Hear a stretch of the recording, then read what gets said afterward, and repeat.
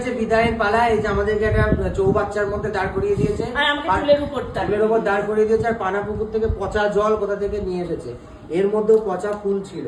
মানে এগুলো হচ্ছে এদের 10,000 টাকা নিয়েছে, তারপরে এরকম বাজে সার্ভিস সঙ্গে দেয়নি একটা শালি।